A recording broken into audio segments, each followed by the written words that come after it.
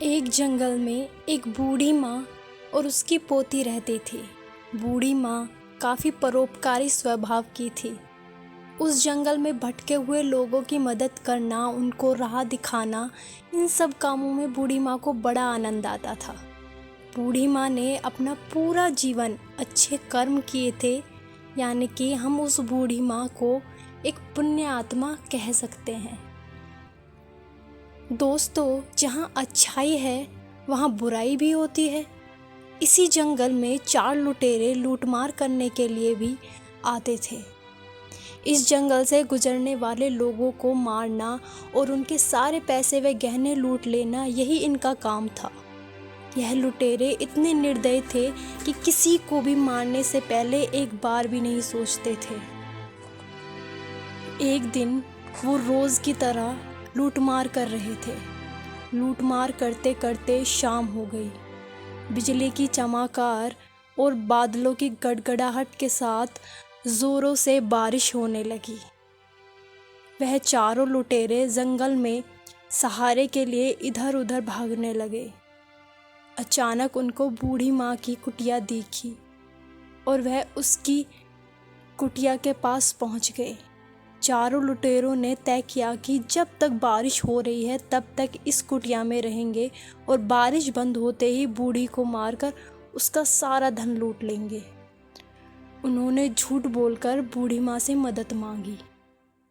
उसी जंगल में रहने वाली बूढ़ी माँ ने भी इन चारों लुटेरों के बारे में काफ़ी कुछ सुन रखा था।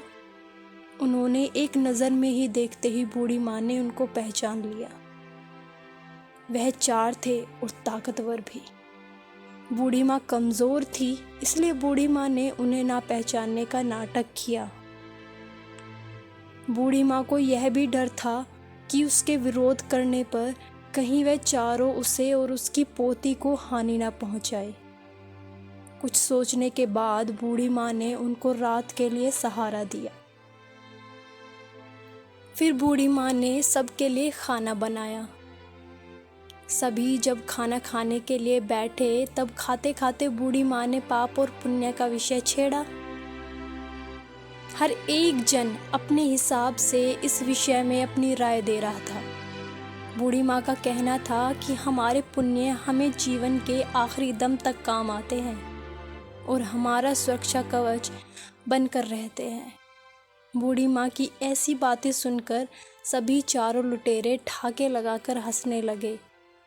जाहिर सी बात थी कि चारों ही लुटेरे पुण्य की ऐसी बातों में विश्वास नहीं रखते थे, इसलिए बेधड़क पाप वाले काम किया करते थे। आखिरी में बूढ़ी माँ ने शर्त लगाई। वह बोली, बाहर बिजली गिर रही है और एक व्यक्ति उस सामने के पेड़ को छू करके वापस कुटिया में वापस आएगा। जिसके ऊपर बिजली गिरी वह पापी होगा और जो सही सलामत से वापस कुटिया में आएगा वह पुण्यवान होगा। पहला लुटेरा गया और पेड़ को स्पर्श करके सही सलामत से कुटिया में आ गया।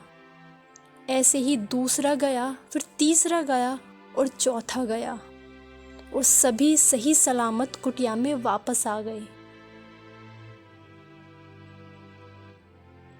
अब बारी थी बूढ़ी माँ की और उसकी पोती की।